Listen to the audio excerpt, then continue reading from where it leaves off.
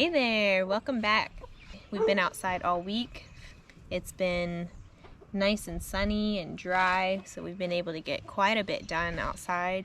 Today we're going to spend some time inside. We want to make a couple bars of soap and a couple of other things that just need to be done now so that they're prepared in the future when we need them. We thought we'd take you guys along for the process to show you how to do the things that we're going to do, and maybe you can make them at home yourself too. Say hello, Sunny. So before we get started making our soap, I just want to run over a few quick things that you will need to make your soap with at home. Yours might look different than the ones that we have, but these are things that you can't really get around while making soap at home. So number one is lye. These are lye granules. Some people use the lye liquid. I've never used that before. This is what I found on Amazon. It had really good reviews and I've been happy with it. It's been easy to use. I know that there's a lot of misconception about lye because it is so potent. You can burn yourself. It's been used for drain cleaner and other sorts of corrosive measures, but you cannot make soap that you know of without lye at some point. So there are like melt and pour soap bases that you can use, but that has gone through a lye process previously. So you cannot make soap. The saponification process cannot happen without lye. So once the lye has mixed with the liquids and the oils, it forms a bar of soap, and at that point it is mild to the touch. It doesn't burn you anymore, and it is actually what helps your bar set up into a bar of soap. So otherwise it would be really soft, really squishy, and would not last near as long. So you could make body wash or something like that without the lye, but we've used lye. It has been fine on our skin. We have not ever burned ourselves. We're very careful with it, and we'll show you how we usually handle it when we get to that. Next, you definitely need measuring cups, spoons, whatever. I like to use glass. I don't want any kind of chemical reactions, so I use glass. I have designated spatulas and spoons that are just for our soap making. This measuring cup we do not use on the food that we eat, just for soap.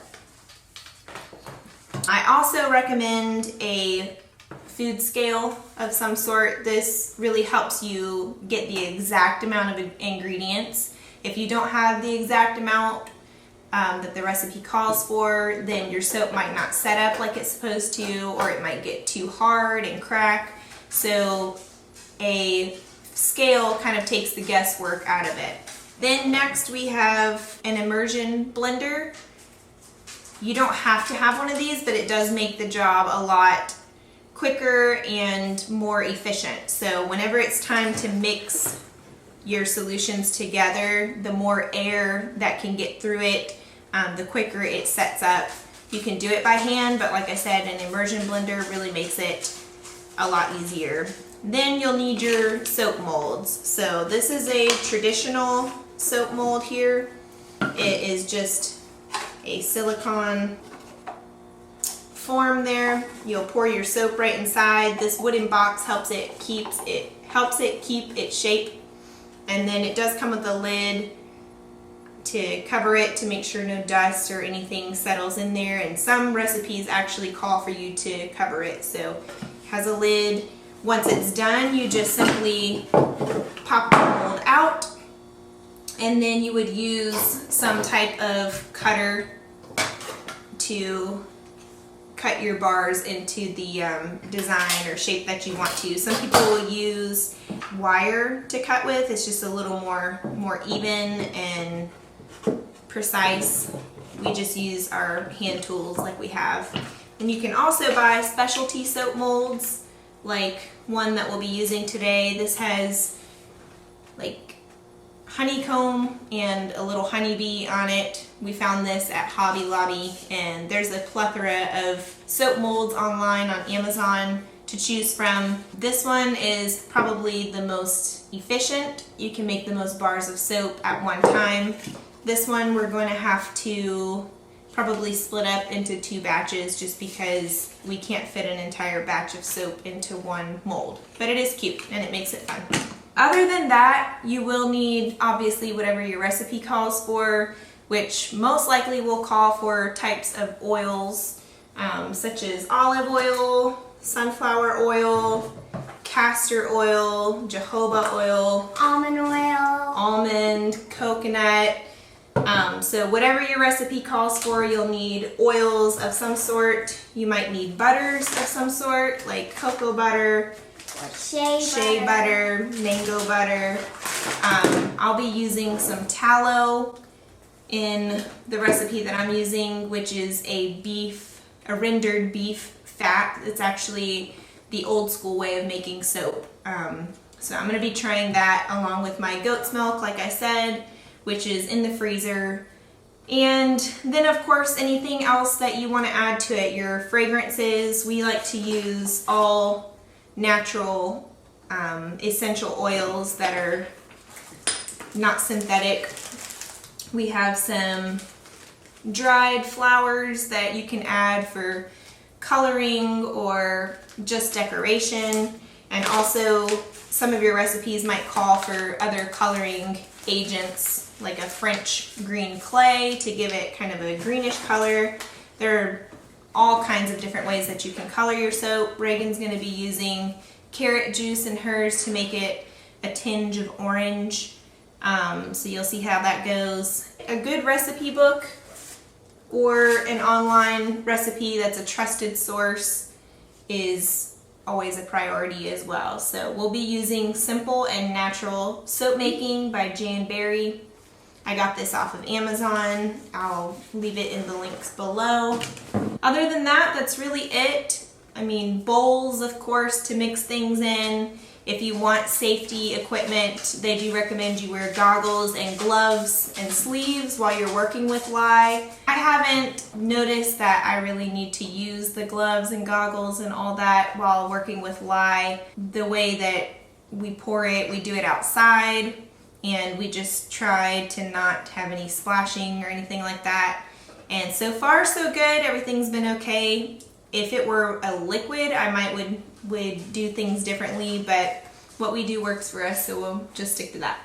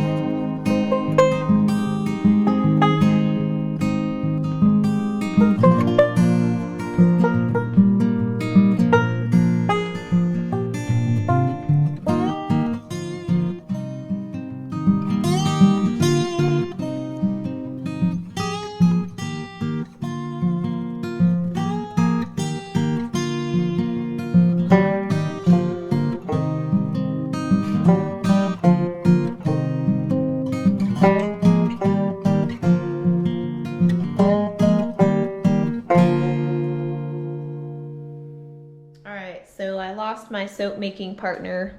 Apparently the sunshine is calling her to come outside, which I can't blame her. I'm going to move on to the next soap recipe. Probably make me some coffee. It's about midday. I'm getting a little sleepy now. So make me a little pick-me-up and get on with this next bar of soap.